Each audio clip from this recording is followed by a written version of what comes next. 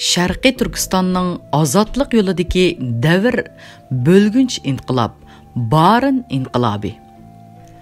Baarin inqilobi to'mir sepil ichida 40 yil qulluq ideyasi singdirilgan Sharqiy Turkiston xalqining qul bo'lishni xohlamaydiganligini, qalbida ozodlik, mustaqillik orzusining o'chmaganligining va o'chmaydiganligining qat'iy signalini berdi.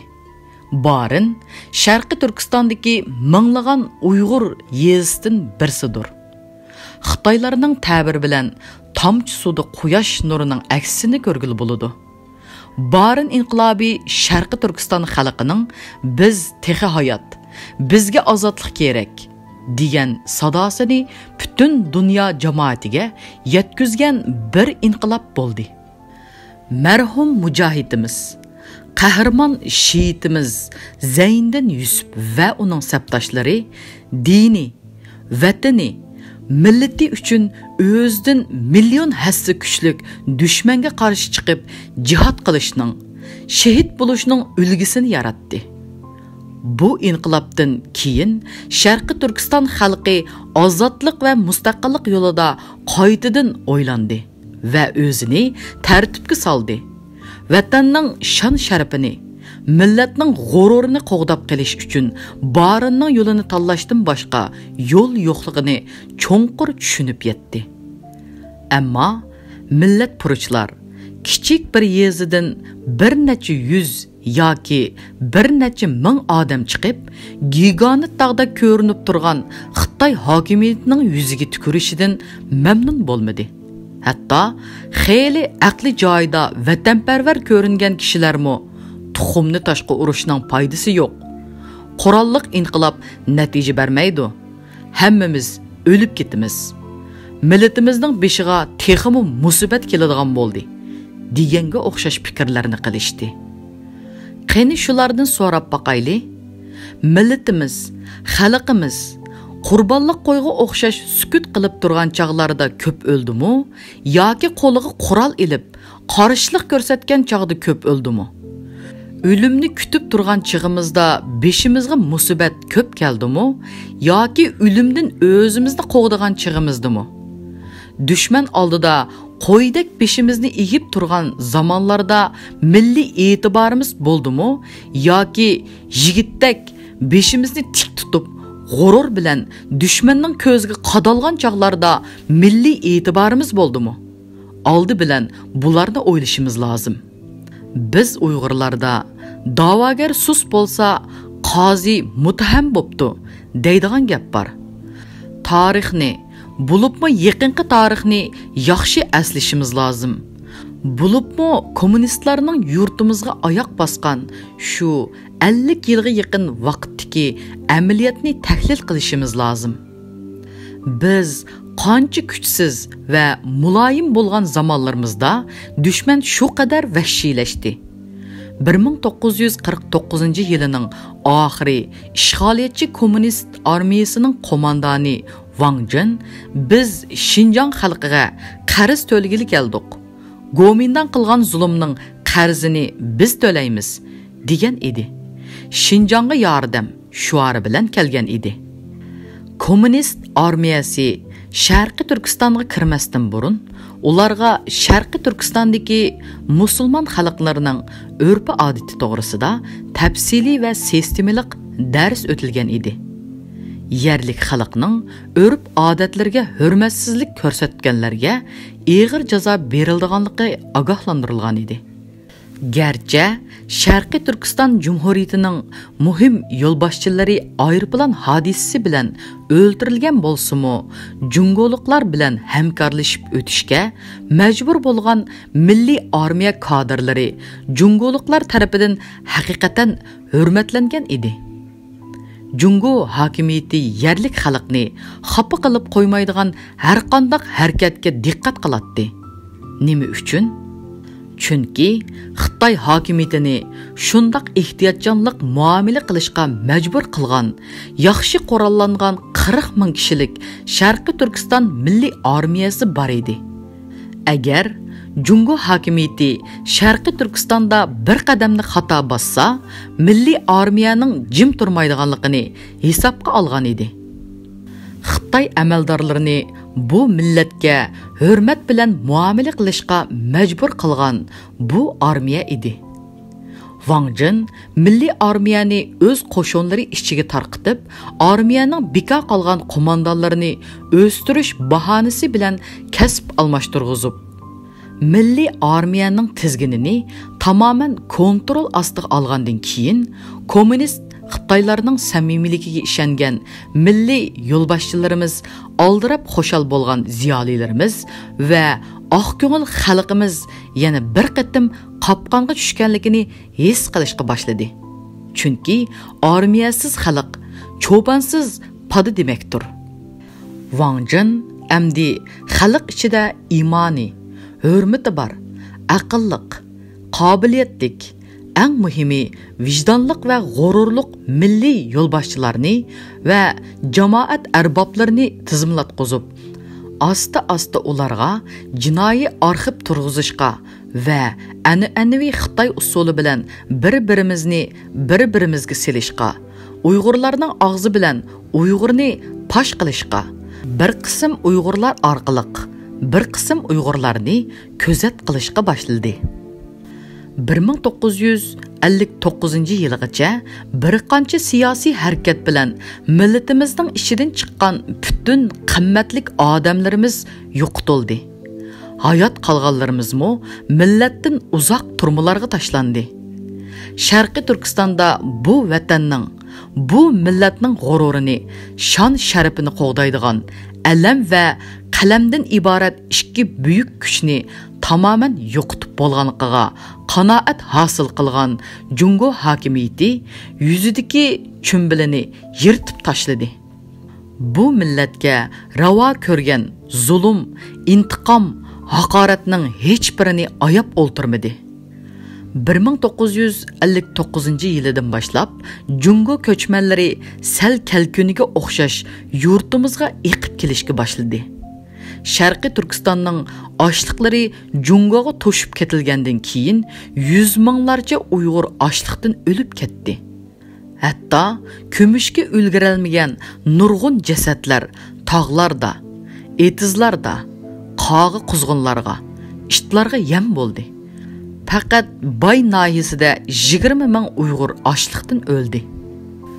Jungo hokimiyati buni oz deb, xalqimizni kunda 18 soat ishlatibla qolmay, dinimizni, milliy urf-odatlarimizni, tariximizni oshkor rad qilishga, haqorat qilishga boshladi.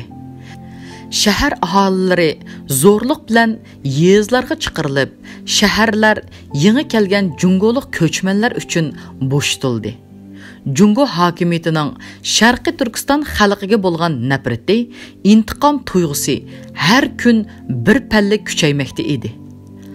1944-yili G'uljida qurilgan Sharqiy Turkiston Jumhuriyatining ishtirokchilaridan bo'lgan Ili, Cho'chak, Oltay xalqi eng og'ir harbiy terror ostida qoldi va asta-asta vatanni tark etib, G'arbiy Turkistonga ko'chishga majbur bo'ldi.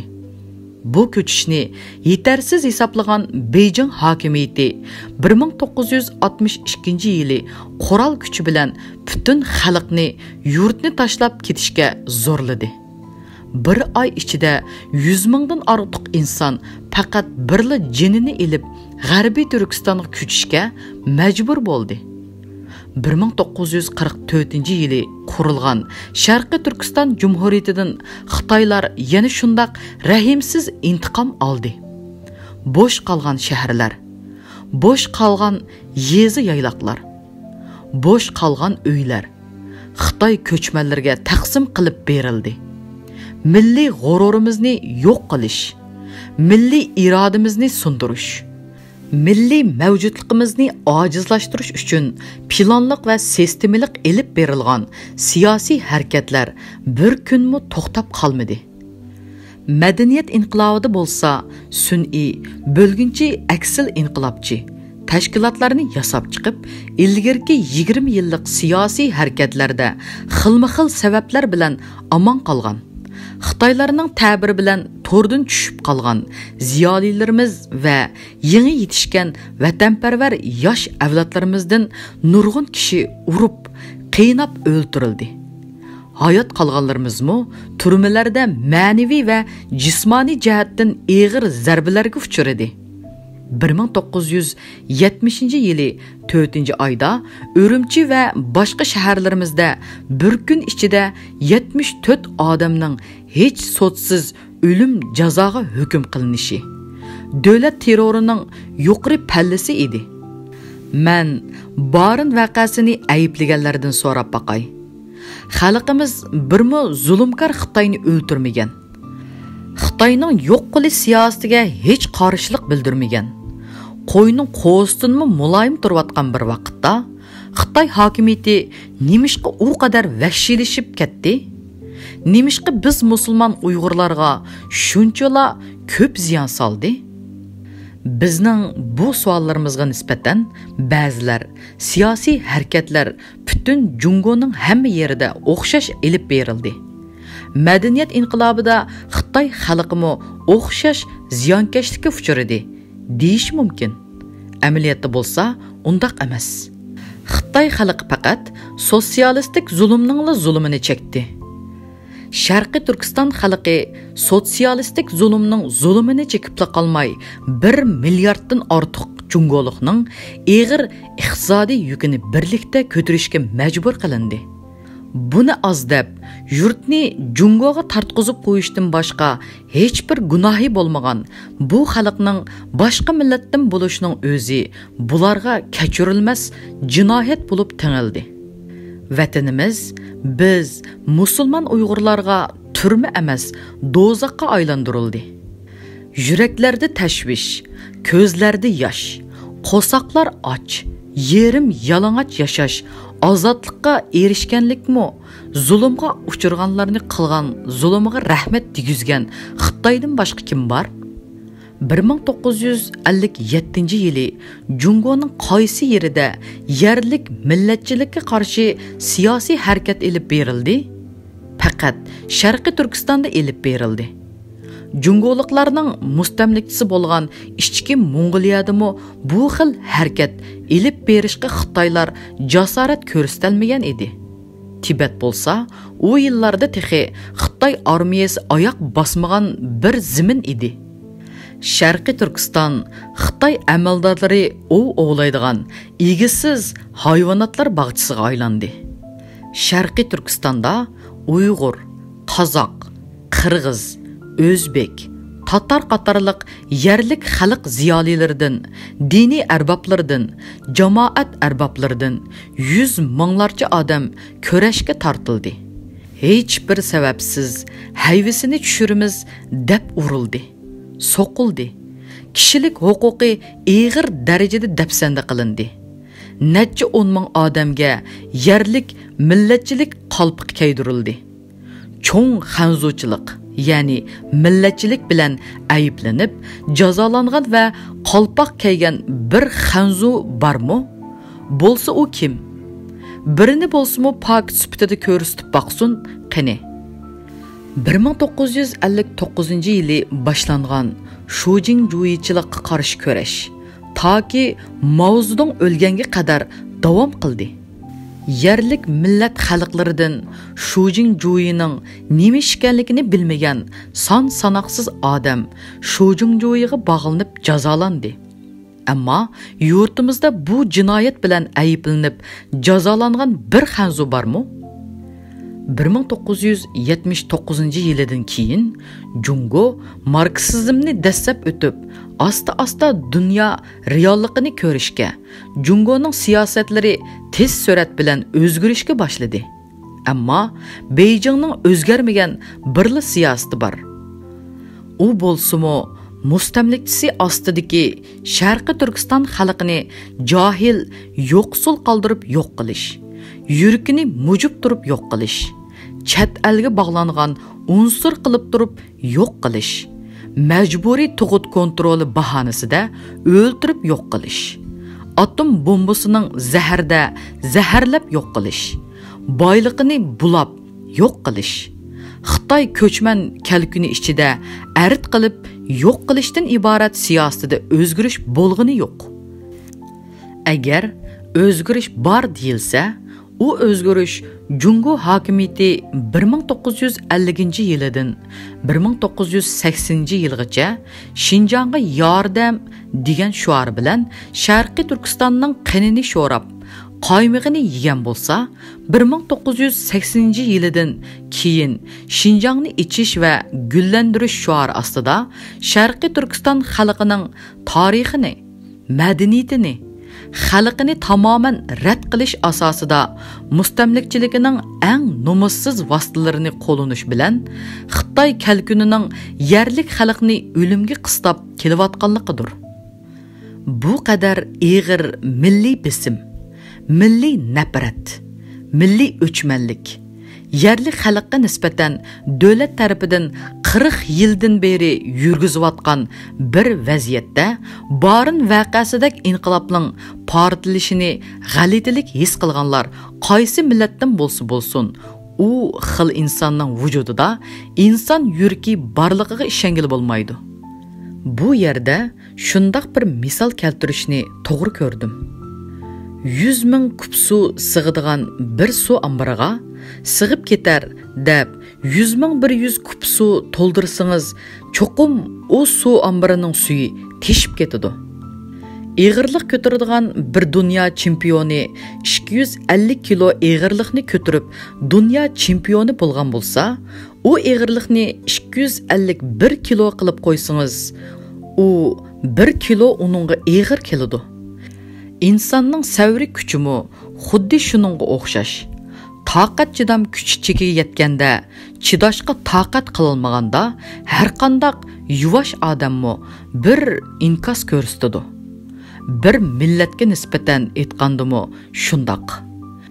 Shingsayning ta'biri bilan aytganda, oltin tovoq bilan talamchilik qilayotgan xalq dunyoda hech bir millat ko'rmagan yo'qlikning dardini tortayotdi. Asoratga tushgan tarixdan beri hech qanday siyosiy haq huquqqa ega bo'lolmayli qolmasdan, bu haqorat xo'rliqlarni oz ko'rib qilganlari uchun Gungchandanga rahmat degizib masxara qilyotdi. Sharqiy Turkistonning chidashga toqati qolmaganligining inkosini Baarin ko'rsatdi. Milliy iftixorimiz bo'lgan Baarin shahidlari bugun turmalarda azaplanayotgan qahramon vatan o'g'lonlari, qahramon taliblarimiz, ba'zi aqlliq vatanparvar ziyolilarimiz deginiga o'xshash Xitoy hukumatiga qurolli qarshi chiqishning tuxumni toshqa urgandek ish deganligini, bu ishning oqibati o'limlar bilan natijalanganligini bilmasmidi? Milliy qahramonimiz marhum Zayniddin Yusuf, Allah yatqan yerini jannat qilsin va uning mujohid mujodila sabdoshlari bugungi Jungo Kommunistik partiyasining 1 milliarddan ortiq insonni idorasi ostida tutib turayotganligini, qo'lida 450 atom bombasi borligini, 3 million askari borligini, butun Sharqiy Turkiston xalqi qoralanib chiqsimi, bugungi Xitoy askari kuchiga tang kelishning qolay bo'lmaydiganligini bilmasmidi?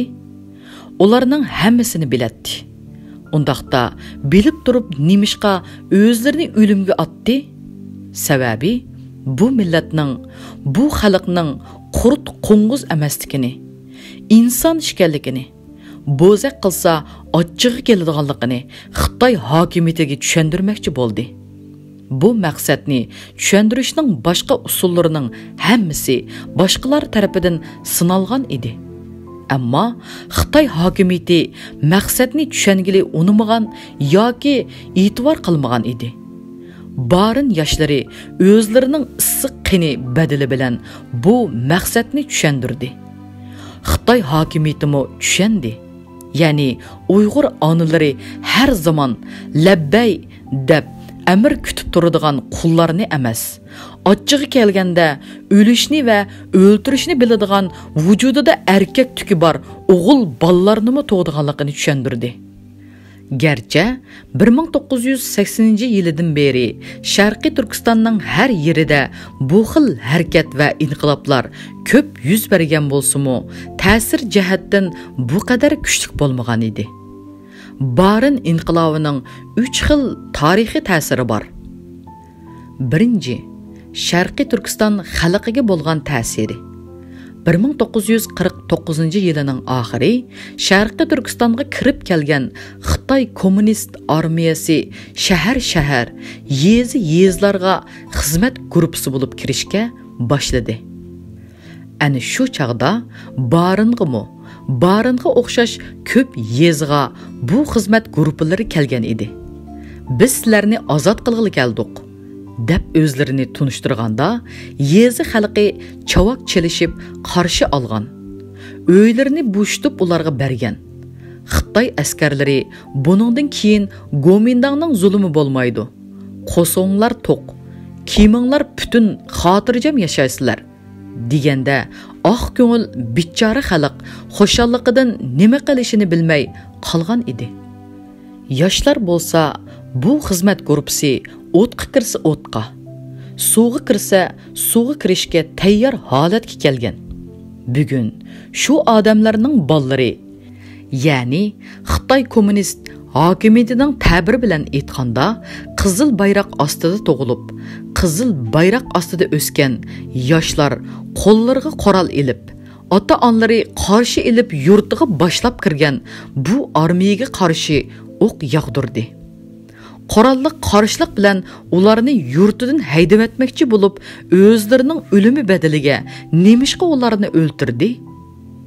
Ota-onalari umid bog'lagan bu armiyaga, bu hokimiyatga nemishqa avlodlarda bu qadar kuchlik o'chmanlik va nafrat uyg'ondi.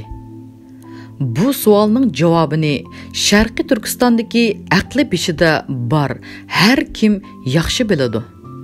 Biz Uyg'urlarda yerga nima terisang, shuning hosolini olasan degan xalq tamsili bor.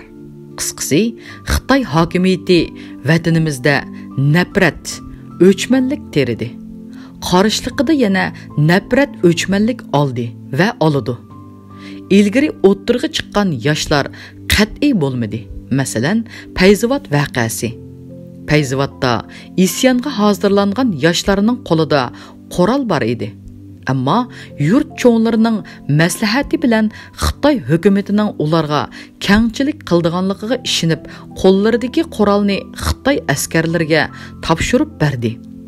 Va shu naq maydonning o'zida qo'llari chambarchas bog'landi. Urildi, haqoratlandi, o'ltirildi. 16 yosh bilan 20 yosh orasidagi bir necha 100 yosh o'smirning ko'rmagan kuni qolmadi. Baarindagi yoshlar bu xil tajriba savoqlardan dars olgan edi. Ular yetib o'lmakdan, etib o'lmakni sharaf bildi. Ularni o'ltirish uchun kelgan Xitoy askarlarini ular o'ltirdi. Xitoy askarlari hech tasavvur qilib boqmagan zarbiga uchradi. Bu zarbini hech hazm qilolmagan Xitoy askarlari Baarinda hatto bo'shikdagi buvoqlarga o'q yog'dirib qatl qildi. Dehqonlarning uylarini o'q yomg'irga tutib, g'alvir to'shikda qilyapti. Xalqimizning unutilmas qahramon farzandi Zayniddin Yusuf va uning mujodila sabdoshlarining ko'p qismi dushmanga o'q yog'dirib turib shahid bo'ldi. Düşman qo'liga tushganlar oshkor va yoshirin o'ltirildi yoki og'ir jismoniy jazoga tortildi. Qisqasi, Baarin yoshlari qurbonlik qo'ydak o'lim navbatini kutib turishdan, dushmanni o'ltirib turib o'lishning qanchalik sharaflik o'lim ekanligidan iborat signal bilan Sharqiy Turkistondagi vatanparvar yosh avlodlarga yangi kurash shakliga otlanish jasoratini bag'ishladi. Bu Sharqiy Turkistonda mustamlikchi hokimiyatga qarshi qalbida g'azab nafrat urg'ib turgan millionlarcha insonga ilhom va jasorat manbasi bo'lmoqda. Demak, ojiz xalqimiz dushman qanchalik kuchli bo'lsa-mu, uningga zarba bergili bo'ladiganligini, haddidan ortiq bo'za qilinib ketganda to'xta deb varqirg'ili bo'ladiganligini bugun yana bir qatim o'rgandi. Bugun Sharqiy Turkiston vaziyati muddatsiz portlaydigan bir bombaga yoki bir tal sarangini yondirib tashlasa, ko'zni yumib ochqicha o't dengizga aylanadigan poyonsiz o'rmonga o'xshaydi. Bu bombaning muddatdan burun portlashining, bu o'rmonning vaqtsiz o't elishining oldini olishimiz, kuchimizni behuda isrofdan har zamon muhofazat qilishimiz lozim. Ammo baarin ruhi har minut esimizdan chiqmasligi kerak. Ikkinchi, baarin inqilobining Xitoy xalqiga bo'lgan ta'siri. Sharqiy Turkistonga hech kelmagan, Sharqiy Turkiston haqida bilimga va tushunchaga ega bo'lmagan milliard jungoliklar Sharqiy Turkistondagi milliy tengsizlik va bu tengsizlik natijasida kelib chiqqan milliy ziddiyatning qanchalik og'ir, qanchalik xatarlik nuqtalarga berib yetganligidan xabarsiz. Ammo Beijing hukumatining Sharqiy Turkistonda yuz bergan hamma ishidan xabari bor. Şekilde Sharqiy Turkistonga berilgan avtonomiya Sharqiy Turkiston uchun, Sharqiy Turkiston xalqi uchun emas, Wangjin, Wangyinmovlarga va ularning o'rniga kelgan amaldorlarga berilgan alohida imtiyozdir. Sharqiy Turkistonga kelib yerlashgan, kelayotgan va keladigan Xitoy ko'chmanlarga berilgan alohida haq huquqdir. Yaqinqi 100 yil ichida boy bo'lish savdosiga mubtalo bo'lgan dunyo ko'chmanlari Amerikaga eqib borganiga o'xshash, yaqinqi 50 yil ichida boy bo'lish, huquq tutish savdosiga mubtalo bo'lgan Xitoy ko'chmanlari Sharqiy Turkistonga eqib keldi. Beijing hukumatining tashviq targ'iboti bilan kelgan bu mig' insonlarning mutlaq ko'pligi orzu qilgan huquqqa, orzu qilgan boylikqa ega bo'ldi. Ularni huquqqa ega qilish, boy qilish badaliga yerlik xalq huquqsiz qoldi, yo'qsul qoldi. Bularni oz ko'rgandek, Sharqiy Turkistonga dastlabda kelganda ojiz, o'ruq va odamning ishini og'irtgidek darajada muloyim bo'lgan bu Xitoy ko'chmanlari Sharqiy Turkistonning havosidan nafas elib, Sharqiy Turkistonning uylarida o'ltirib, Sharqiy Turkistonning osh ozuqlarini yeb, 1-2 yil o'tdi-da, ularning vujudiga kuch-quvvat, yonchuqi pul, ruhiy holatiga bir ustunlik paydo bo'lishga ergishib, ko'p sonli ko'chman xonlarda bir xil psixologik o'zgarish paydo bo'ladi. Ya'ni Sharqiy Turkistonning havosi, osh ozuqi ularga reaksiya qiladi. Bu reaksiya ularning so'z harakatlarida, bu vatanning egilari bo'lgan yerlik xalqqa nafrat, o'chmanlik va ularni to'van ko'rish bo'lib ifodasini topadi. Nemishqa bu xil psixologiyalik kasal o'rtiq chiqdi? Nemishqa do'stlik o'rniga dushmanlik, muhabbat o'rniga nafrat yer oldi? Yerlik aqlni ularning ko'ziga nodon, yavoyi, qobiliyatsiz, sho'r peshani ko'rsatgan ko'zaynak ularga Beijing hokimiyati tarafidan qilingan hadiyadir. Bo'zakni bo'zak qilmasang qiyomatda so'rg'i bor degandek, Beijing hukumati tarafidan bo'zak qilingan millat Xitoy ko'chmanlari tarafidan ham bo'zak qilinishi normal bir holga keldi. Baarin inqilobi Jungodagi va Sharqiy Turkistondagi ba'zi vijdonli xanzu ziyolilari va jamoat arboblarga insonlar orasida nafrat yaratquchilar navbat kelganda o'zlari yaratgan nafratning qurboni bo'ladiganligini aniq his qildirishda uyg'otquchi signallik roli o'ynadi. Nafrat nafratni, o'lim o'limni boshlab keladi. Baarin inqilobidan keyin chet eldagi Jungo demokratik harakatining ba'zi rahbarlari Sharqiy Turkistonliklarning chet eldagi ba'zi tashkilotlarga Jungoda sotsialistik tuzum yiqilib, demokratiya o'tish jarayonida Sharqiy Turkistonda Xanzu va yerlik millatlarning ichidagi begunoh xalqning o'zaro nafratidan qon to'kilishining oldini olish to'g'risida takliflarda bo'lishimi tasodifiy ahvol emas. Zo'ravonlar haqiqatga emas, kuchga tayanadi. Ammo zo'ravonlarning qo'lidan kuch ketganda, ular o'zlari yaratgan nafrat dengizida o'zlari g'arq bo'ladi. Baarin inqilobi bu mantiqining kichik bir signali sifatida Jungo hukumatini zulmdan voz kechishga, ko'chman Xanzu xalqini bu zulmni qo'llashdan voz kechishga undash bilan tarixda unutilmas sahifa qoldirdi. Ammo shuni eslatib o'tayki, Urumchidagi militarist hukumat bilan Beijing bu voqeadan hech ijobiy dars olgani yo'q. Baarin voqeasidan keyin Wang Yinmao bilan Song Hanliang Beijingda Jiang Zemin va Li Pengga voqea haqida doklad qilgandan keyinki buni suhbatga diqqat qilaylik. Wang Yinmao Shimoliy Xinjiangda Xanzu aholisi nüfus jihatdan ko'p sonliqni egallaydi. Shimoliy Xinjiangda abadiy tinchlik qo'lga keltirildi. Janubiy Xinjiangda Xanzu aholisi nüfus jihatda ko'p sonliqni egallaydigan ahvol kelsa, hech bo'lmasa 50% ga yetkazilsa, butun Xinjiangda abadiy tinchlikqa kapolatlik qilg'ili bo'ladi. Li Peng, planni sizlar tuzinglar. Keraklik yordamni biz qilamiz. Biz bu suhbatdan shuni ko'rib olaolaymizki, Jungo hokimiyati masalani hal qilishning chorasini Sharqiy Turkistonda Xanzu aholisining son jihatdan mutlaq ko'p sonliqni egallashga bog'laydi. Milliy zulm va milliy tengsizlik yildan yilga eg'irlashayotgan yo'qsizlikni hal qilish ularning aqlining bir burjikiga kirib qo'ygani yo'q. Jungo hokimiyati hayo nomus degan hukmlardan xabarsiz. Vatandagi va vatan sirtidagi ba'zi Sharqiy Turkistonliklar Jungo Kommunistik partiyasining Sharqiy Turkistondagi milliy masalalarni hal qilishiga umid bilan qaramoqda. Biz ularning bu xam xiyolidan voz kechishi uchun bu paket yetarlik deb sanaymiz. Kommunistik partiya Jungoda qabrga ko'milmay turib, Jungo xalqi erkinlikka erishishi, na Jungoning mustamlikasi ostidagi millatlarning o'z huquqini qo'lga olish yo'li echilish mumkin emas.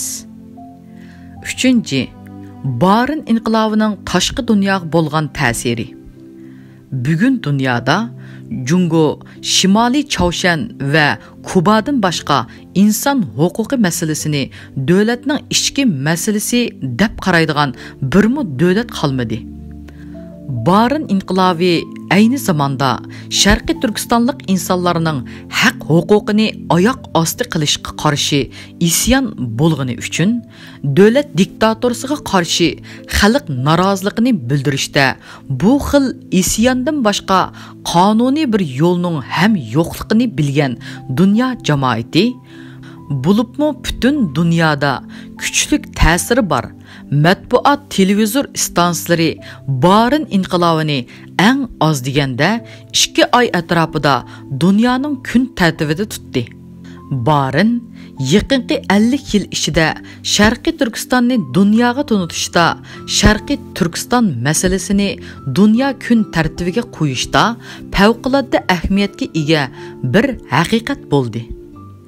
Amerika, Angliya, Fransiya, Germaniya, Rossiya, Yaponiya, Shangang, Tayvan, Turkiya, Saudiya Arabiston, Hindiston qatorliq davlat va rayonlarda Sharqiy Turkiston xalqining ozodlikka bo'lgan umid, ishonchisidan texchi voz kechmaganligini yezibli qolmasdan Sharqiy Turkistonliklarning 20-asrda 2 qatim davlat qurganligini, Davlatları yıqilgandan keyinmi milliy davlatni asliga keltirish uchun qilgan inqilob tarixlarini tafsili tunishtirdi. Bo'libmi, Turkiyada 20 dan ortiq cho'ng gazetlar Baarin inqilobi haqida har kuni birinchi sahifalarda xabarlar berdi. Yüzlerce student o'quvchilar o'z gazetida Baarin inqilobiga eng yolqinliq maqolalar bilan madhiya o'qidi. Gazetlar Zeyndin Yusuf boshchiligidagi qahramon shahidlarimizning rasmlarini tunishtirib, beshida İstanbul, Anqara, Qaysari shaharlarida Sharqiy Turkistonliklar tarafidan Jungo mustamlakchilarga qarshi uyushtirilgan namoyishlarga 10 minglarcha turk qarindoshlar fidoi bo'lib qo'shildi. Markaziy Londondagi inson haqlarini qo'g'dug'ichi olamshumul dangliq tashkilot Kechirim tashkiloti Sharqiy Turkistondagi oyoq osti qilingan inson huquqlari haqida butun dunyoga doklad tarqatdi. Amerikada chiqadigan milliondan ortiq tirajga ega Newsweek, ya'ni haftalik jurnal Baarin inqilobi haqida tafsiliy ma'lumotlarni yozdi. Bu jurnalda Sharqiy Turkistonliklarning ozodlik va mustaqillikka bo'lgan ishonchi to'g'risida Sharqiy Turkistonga borgan bir amerikalik sayohatchi bilan qilgan suhbatni shundoq yozadi. Men Urumchining Ardocho degan bozorda ketayotdim. O'ttir yoshdagi bir Uyg'ur kishi mening oldimni to'sib, Uyg'urcha bir nimalarni dedi. Men faqat Amerika degan gapni angladim. Boshqa gapni uqolmadim. Men Xanzucha, sizning gapingizni bilolmadim dedim. Siz Xanzucha bilamsiz? Deb mendan Xanzucha so'radi. Biroz bilaman dedim. Onun yanında 8 yaşlarında bir oğul balı var idi. O adam bana, siz Amerikalık mı? Sizge şunu eytişini xalayman. Bu yurt bizning, onlarning emas, deb yo'lda ketayotgan mıg-mıg xan millatini ko'rsatdi. Ularni bu vatandan chiqarish yo'lida men o'lib ketsam, bu o'g'lim mening o'rnimni bosadi, mening intiqomimni oladi, deb yenidagi 8 yoshlardagi bolasini ko'rsatdi. Amerikaliklar bizga yordam qilsin, dedi. Men Urumchida Uyg'urlar bilan xanlarning tillashayotgan, mushtlashayotganligini ko'rdim. Urumchida Uyg'urlar az bo'lishiga qaramay, bir Uyg'ur xanlar bilan urushib qolsa, yo'ldagi boshqa Uyg'urlarmi kelib, xanni urushga yordamlashganligini ko'rdim. Uyg'urlar az bo'lsa-mu, bu yerning xo'jayini o'zlari ekanligini har zaman xanlarga his qildirishga tirishadiganligini his qildim, deb yozadi. Gerçi 1950-yildan beri yurt deshida Sharqiy Turkistonning milliy yo'l boshchilari Muhammad Emin Bug'ra, Aysa Yusuf olib tikillarining yetakchiligida Sharqiy Turkistondagi milliy zulm va millatning naslini quritish harakatining butun tafsiloti bilan dunyo jamoatiga anglitilgan bo'lsa-mu, bir muncha chet ellik do'stlarda bu qadar zulm bor ekan. Bu zulmga qarshi nimishqa Sharqiy Turkistonda dunyoning diqqatini jalb qilg'idek bir qarshilik harakati yo'q degan savollar bor edi. Baarin inqilobi yurt tashidagi milliy rahbarlarimizning hissiyotiga emas, haqiqatiga asoslangan holda Sharqiy Turkiston masalasini dunyoga tunutganligini isbotladi. Bo'libmi, Baarin vaqasidan keyin dunyo matbuotining diqqati Sharqiy Turkistonga texmo markazlashishga boshladi. Baarin vaqasi Qashqarda qurilgan Sharqiy Turkiston Islom Jumhuriyatining 1934-yili yiqilishidan boshlab 1963-yilgacha vatanni tashlab dunyoning har yerida yerlashib yashashga majbur bo'lgan 1 milliondan ortiq Sharqiy Turkistonliklarning vatanning taqdiri masalasi ustida qaytadan bir yerga jam bo'lib, har qaysi tashkilot vakillari va jamoat arboblari vakillari vatan sirtida tunji qatim 1992 yili 12 ayning 12 kunidan 15 kungacha İstanbulda Sharqiy Turkiston Milliy Buyuk Qurultayini ichishga turtki bo'ldi. Qahramon Baarin xalqi ozodlikqa talpingan barliq Sharqiy Turkistonliklarning iftixori, g'ururi, ulgisidir. Baarin inqilobining eng ilg'or tarafi tashkillik va uzil kesil bo'lishidir. Shehidlar o'lmaydi. Baarin shehidlari Allah huzuridamu hayotdir. Xalqimizning qalbidami hayotdir. Millatimiz ichidagi texchi o'yg'onmagan ba'zi kishilar shuni bilishi lozimki, Xitoydan qo'rqib 50 yil yashagan bir odamga Xitoy hukumatı bizdan qo'rqib 50 yil yashading. Buning mukofoti uchun sana yana 50 yillik umringni qo'shib berayli. 100 yil yasha deb kapolatlik beralamdi. Xitoylardan qo'rqqanlarmi ilgari oxiri bo'lib o'xshash qabrlarga ko'miladi. Tug'ilish bilan o'lish mutlaq Allohning ilkididir. O'zini musulmon deb hisoblagan har qanday odam bu mantiqiga ishonishi kerak. Ammo dushmandan qo'rqib, o'z irodasiga xilof holda bosh egib, ovozsiz bu dunyodan o'tganlarning hammasi unutilib ketdi. Unutilmaganlar yanala vatani uchun, millati uchun, e'tiqodi uchun qahramonlarcha shahid bo'lganlar bo'ldi. Biz bugun sodir deb itim qoldi, 5 balam yetim qoldi deb naqshlarni aytimiz.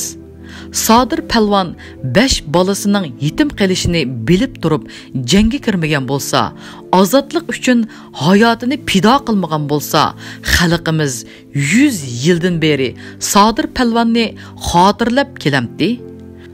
Nuzugum, Osman Batur, Zeyndin Yusuflar millatimiz bilan abadiy yashaydi.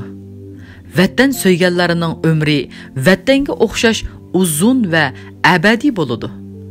Bir vatan, u vatanni so'yganlarga omonat qilinadi.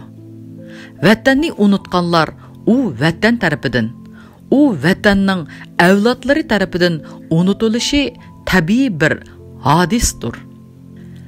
Millatimizning taqdiri eng xatar ostida qolganda, umidsizlik ulug' vatanimizning hamma yerini Azroilda qoplab ketganda, diniy e'tiqodimiz suzlashib, milliy g'ururimiz pukilib, milliy ruhimiz, milliy zulmni his qilish sezgurligini yo'qotib qo'yayotgan tarixiy halqiliq paytda Baarin qahramonlari o'ttirg'i chiqib, mugdab qolgan xalqimizning yoqqisidan tutib qattiq bir silkib etib, Allohning jannatiga qarab yo'l oldi.